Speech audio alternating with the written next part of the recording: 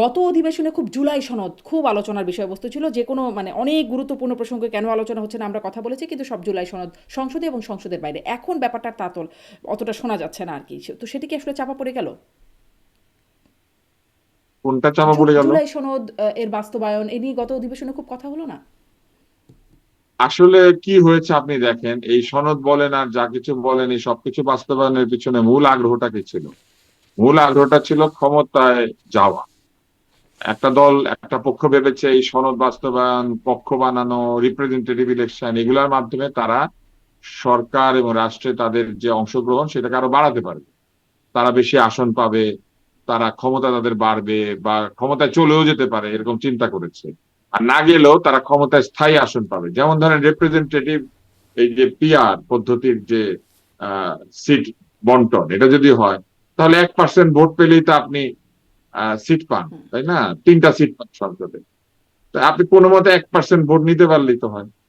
সারা দেশে আপনি যদি 1% ভোট নিতে চান তাহলে খুব বেশি ভোটের প্রয়োজন হয় না, তাই না? আহ 7 কোটি ভোট মানে 700 লক্ষ, সেখানে 7 লাখ ভোট পেলেই তো আপনার হয়ে গেল সারা দেশে। আপনি 1% ভোট পেয়ে গেলেন। 7 লাখ ভোট পাওয়া কিন্তু সহজ। আপনি 300 আসন মিলে 7 লাখ ভোট পাওয়া, এটা সহজ। আপনি বিশেষ করে ইসলামী দল যারা আছেন, তারা এমনিতে কখনো হয়তো এইভাবে জিতবেন না, কিন্তু সারা দেশে 7 লক্ষ ভোট কালেক্ট করা তাদের জন্য খুব সোজা। তাহলে 1% 1% করে পেলেই তো আপনি 3টা 3টা করে সিট পেতে শুরু করলেন। হুম। এখন এই জন্য তারা অনেকভাবে এই ক্যালকুলেশন এটা সেটা করেছিলেন। আর ইউনূস সাহেব এবং তার যে গ্যাং, সেই গ্যাং এর আলী রিয়াজ সহ অন্য যারা ছিলেন, তারা তো এসেছিলেনই বাংলাদেশের রাজনৈতিক ব্যবস্থাকে অস্থিতিশীল করে দেওয়ার জন্য আজীবনের তরে, যাতে করে সবসময় আমাদের মাথায় মাথায় কাঁঠাল ভাঙা যায়। তো কাঁঠাল তো আর আমেরিকাতে ইংল্যান্ডে হয় না। ধরেন হুম। আমাদের মাথায় আপেল ভর্তা করা যায়, কিংবা আমাদের মাথায় কি বলবো ওই হুম।